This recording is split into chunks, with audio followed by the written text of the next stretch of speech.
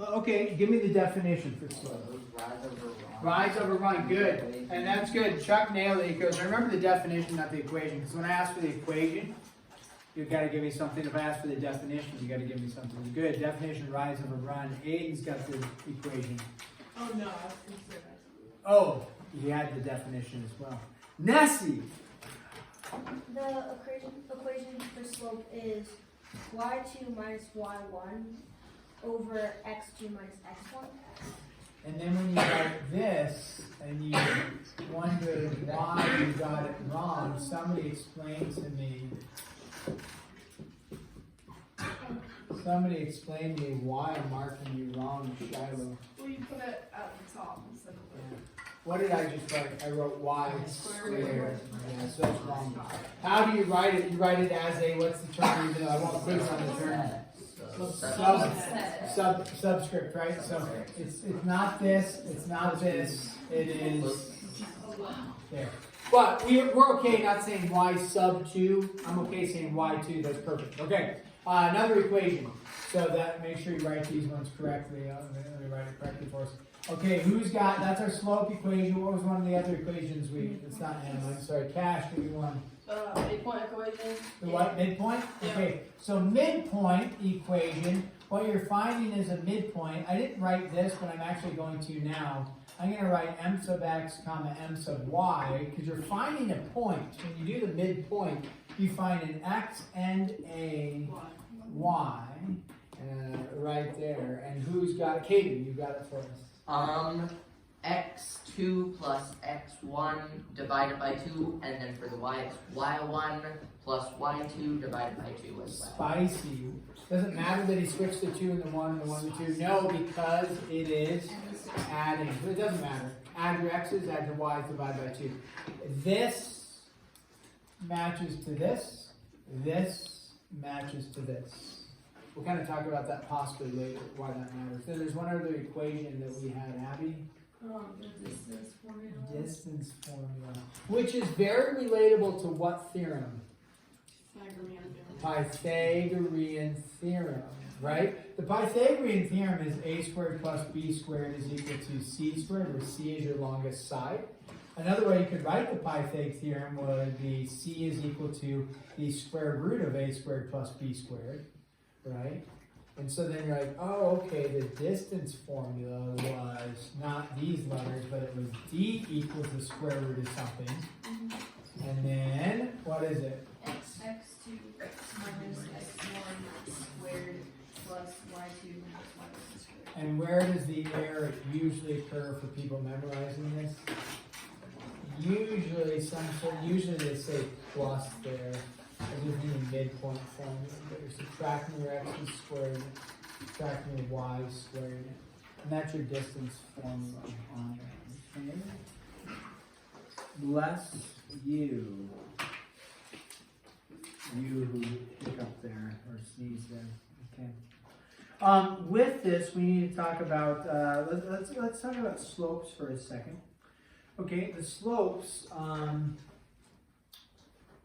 Slopes in the line, okay? The slopes in the line, if I were to graph a slope like this, let's say the slope, graph, I just want to show this. If you have, it goes to the point 1, 2, and then it's got a slope of -1/2.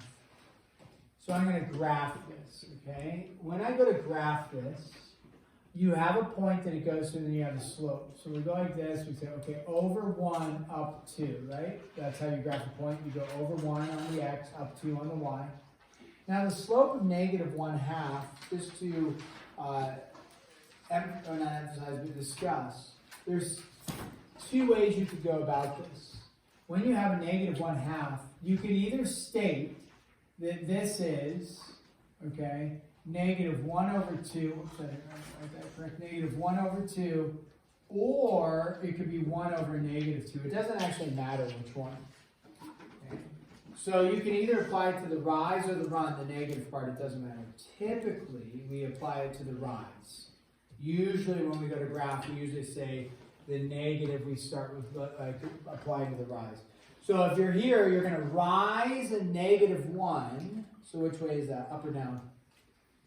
Rising a -1. Down 1. And then which way are we going to run? We're going to run 2. So we're going to run in which direction? Positive direction. So to the right 2. Right? So we're going to go down 1, right 2, and then we make a point. Okay, now the other way you could do it is you could say you rise a +1, and so you would go up 1, and then you would run a -2, so you would go left 2 and end up there. Either way, you should end up on the line. So there would be your graph. Now all negative slopes, I'll write this up here. All negative slopes descend / fall into the 4th quadrant. Okay, all negative slopes will be, as you go left to right, they all fall or descend into the 4th quadrant. All negative slopes. So if you have a negative slope, you know it should have this general look to it, going that direction. Okay, so then we're going to graph another one here, and it'll be a positive slope for us. So let's graph, we'll go through the point -3, let's say -2, put a negative coordinate point in there, and then we'll go a 3/2. And so when we go to graph this, with the slope of a positive 3/2, so now we go, okay, a -3, and then a -2, we're going to end up down there. So -3, -2. With the 3/2, now we don't have a negative aspect involved. So we're going to rise. Remember, the rise is the 3. You could actually say you're going to run 2 and then rise 3. It doesn't matter. You could do that. But either way, you have to make sure that the rise is attached to the 3, the run is attached to 2. And so usually, though, we refer to the rise first. So we'd say, I'm going to rise 1, 2, 3. And then I'm going to, so I rise the 3, then I'm going to run 2, and I'm going to end up right there. You could swap it and say, I'm going to run 2, rise 3. It doesn't matter. You're going to end up in the same spot. Now, you could, although we don't see it written, could I apply and say a -3 over a -2 for my slope? Sure, what's a negative over a negative? A positive. So you could go, it goes down 2, 3, and then runs 2, like that, a -2. So a -3 and a -2, you'd end up on the same line, like that. Okay, so it doesn't matter. But typically we don't do this because we don't see the negatives, and so we usually just only work with the positive. But you could do both, it's fine. Okay, so all positive slopes, that's what we're going to write here, all positive slopes, they do what? They don't descend, they what? Ascend / rise into which quadrant? Into the 1st quadrant. This is the 1st quadrant, right? Quadrant 1, 2, 3, 4, going counterclockwise. So 1st quadrant is right there, 2nd quadrant.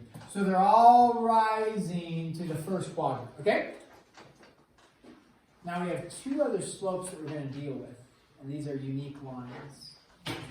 And the 2 other slopes that we're going to deal with that are unique lines are your vertical and your horizontal. Okay, so vertical and horizontal lines. On this, okay, vertical / horizontal lines. So these are 2 unique lines. Let's start with the vertical lines. Vertical lines are x equals something with no y involved. Okay, now this should be reviewed from your Algebra 1 days, whether you had me or somebody else.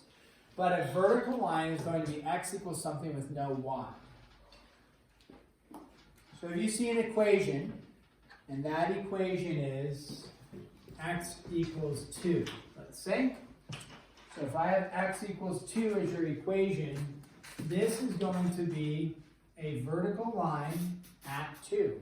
Now usually people think vertical lines shouldn't be x equals, they think it should be y equals because the y-axis is vertical. However, when we go to graph this, x equals 2, right? You would look at this and say, okay, if x is equal to 2, I'm going to go over 2, put a dot for x equals 2. Now, if you were to graph this line, what people do is they graph like a line right across here. And they go like this. This is wrong. Well, it's wrong because what's the x value here, here, here? Are any of these x values I'm drawing, are any of those an x value of 2? No, they're an x value of everything but 2. So what does x have to equal? 2. So if x is equal to 2, none of these work. So it's not a horizontal line. If I said, what's the x value on these 2 dots?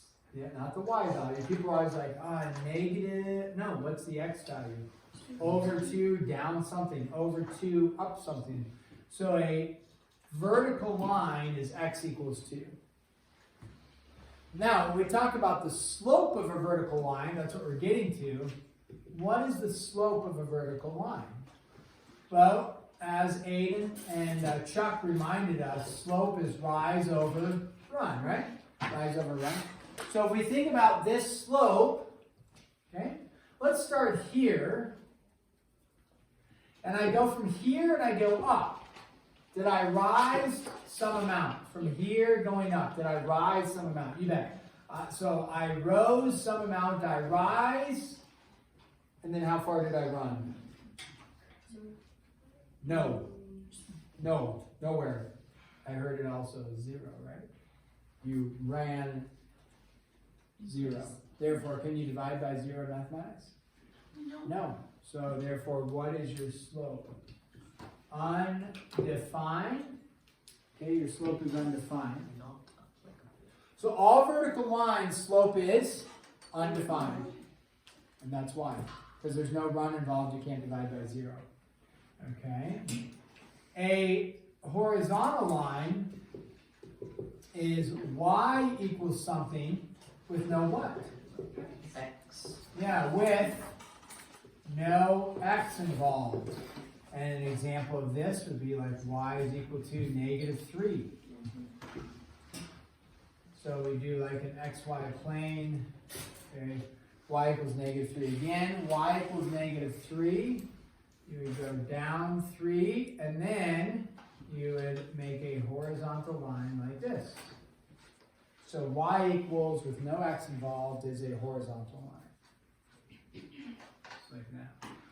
Now the slope, again, is rise over run. I'm not going to write the description of it. We're just going to talk about it. So if you think about on this, and you're like, okay, I'm at this point, and then I want to find my slope. It's a rise over run. If I go from this point out to this point, right? To go from here to here, I had to run, right? To go horizontally, you have to run some amount. So I ran some amount. I don't know what the amount is. It doesn't matter. I ran some amount. What I'm really keyed in on is, what is my rise? To go from here to here, how much vertical rise did I do? Did I climb a mountain? No, I just went flat, right? And so I went flat and I ended up there. So I ran 0. Well, what's 0 divided by anything? 0. So what's the slope of a horizontal line? 0. Do not say nothing. It is 0. It's not undefined. It is 0. What's the slope on a vertical line? Undefined. Very good. Okay, so that all hopefully is some level of review for you, possibly. Now, let's do a couple formula examples with the distance formula and whatnot. So find the distance, okay, between the points. And if you have, let's go with number 1 here. Let's say you have 0, 0, and 0, 0, and negative 8, 6. So kind of a unique one that they have the coordinate, the origin, if you will, 0, 0 there. So if you want to find the distance between these two, okay, all you do is you take these and plug it into the distance formula. Now the distance formula is a little unique. You can get away with if you mix and match which order you go because you're going to square it, so they're always going to be positive. So you get away with it, but we'll try to follow the same order. Did I say negative 8 and 6? Okay. So the distance formula, you just take this and you say, okay, the distance is, and then you say the square root, and then you take, you're going to have two things subtracted, and then two things subtracted and squared, and then those added together, all right? So you take your x's and you subtract them, and then you take your y's and you subtract them. So let's take our x's first. You're going to say a negative 8 minus 0. Now, you could go 0 minus a negative 8. It doesn't matter. But we said negative 8 minus 0, and then I'm going to say 6 minus 0. And you're just plugging into the formula your x's and your y's. Then you say, okay, that is equal to negative 8 minus 0 is negative 8. What's negative 8 squared? A positive 64. You should always be getting positives out there because you're squaring. Plus 36. Now to the untrained math person, they might say the square root of 64 is 8, the square root of 36 is 6, and then you get out 14. But you can't do that because it's attached with addition. So we add those together, and what do we end up with? 64 and 36 is a nice smooth 100, and you end up with 10 for the distance.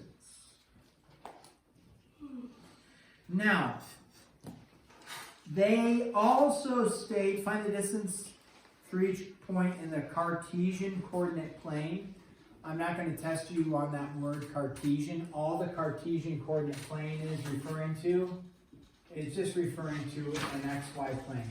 So when you see the word Cartesian, just think XY plane, okay? Because you'll have that in the instruction, and you're like, what?